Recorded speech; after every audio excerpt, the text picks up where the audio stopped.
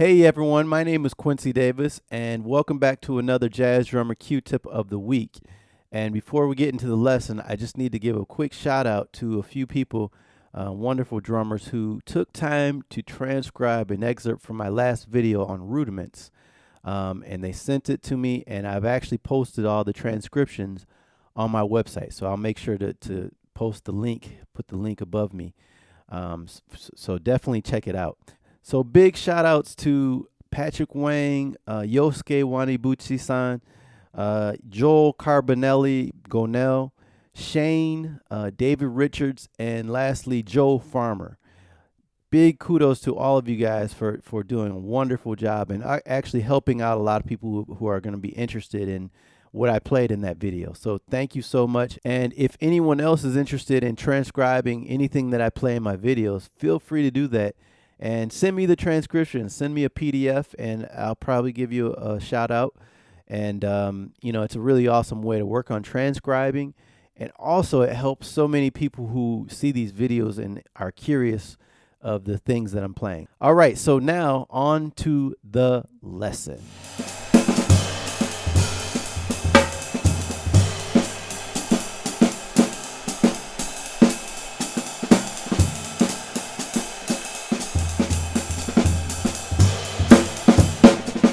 So when I want to play in a more traditional way, I'm thinking about more language-oriented comping between the snare drum and the bass drum, more consistency in the ride cymbal beat, not necessarily rhythmically, but dynamically and texturally.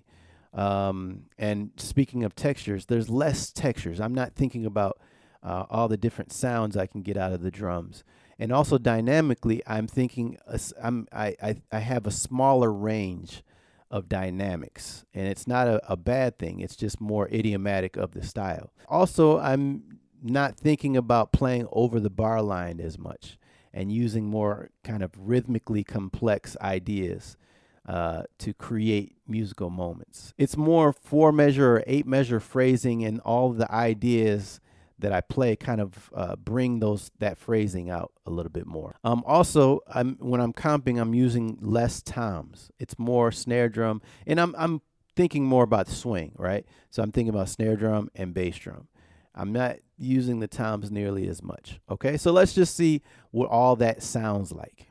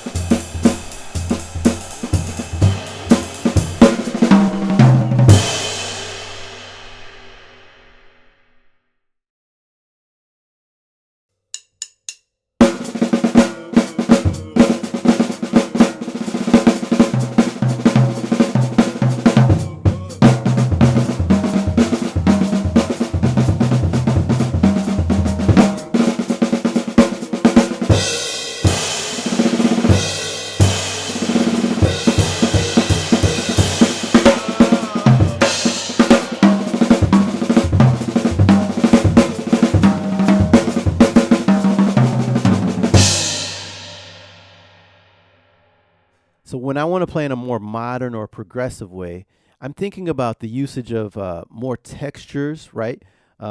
Textures out of the cymbals, more colors, more textures out of the drums, right? Using the rims a lot more. I'm thinking about dynamics. I'm using a much wider range of dynamics. I use the toms much more than when I would play in a traditional way.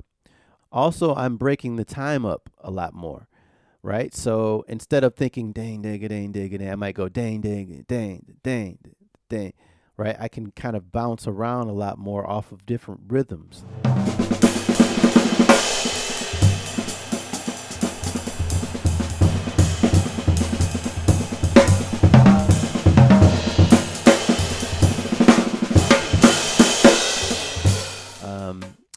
speaking of bouncing around using different rhythms, it's much more rhythmically ex- kind of adventurous. I could say, right? Operating and using different rhythmic grids to create different feelings and emotions and sounds, right? So in one measure, I might play eighth notes, and then I might play 16th note triplets with quintuplets, right? So it's much more rhythmically adventurous, and it's not really language based. Traditional playing is more language based, right?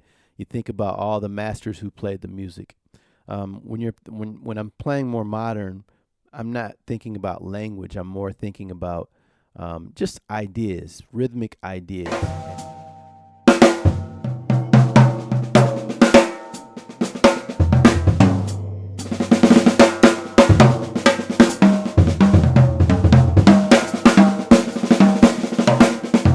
I'm also thinking a lot more about odd groupings, right, in my ideas that I play.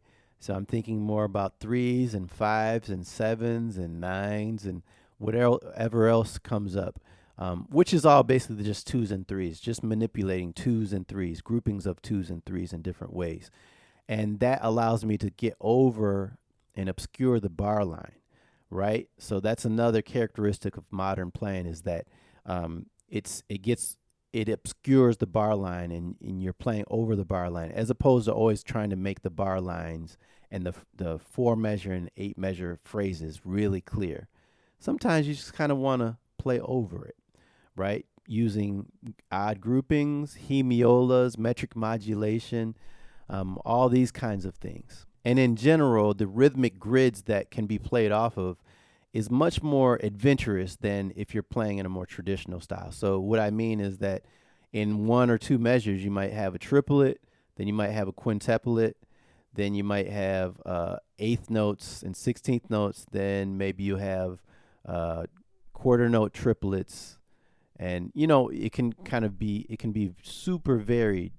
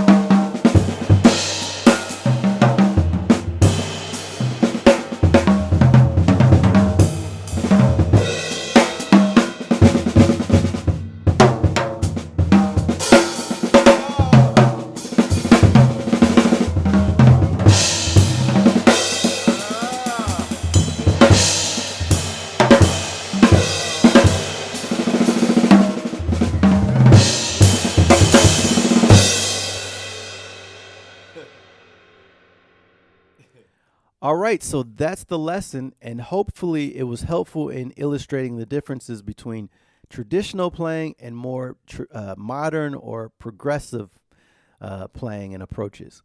And in my opinion, traditional playing is really important because it's the roots. And I think that everybody, all drummers who want to play jazz, should learn the roots of the music before trying to get too fancy, because it will just add a lot more depth and I guess enhance everything you do from that point on. So start with tradition and then see where it takes you, you know. And as far as modern playing, the sky's the limit. We're living in such an exciting time because there are so many different styles coming together, and it just kind of creates a really exciting music with endless possibilities. So definitely have fun with the modern and more progressive styles, because the sky's the limit and the possibilities are endless. But don't forget your roots and don't forget where this music comes from. It's very important. Okay, until the next time, keep swinging and get in touch with me if you're interested in lessons or video feedback. And practice hard. See you later. Bye bye.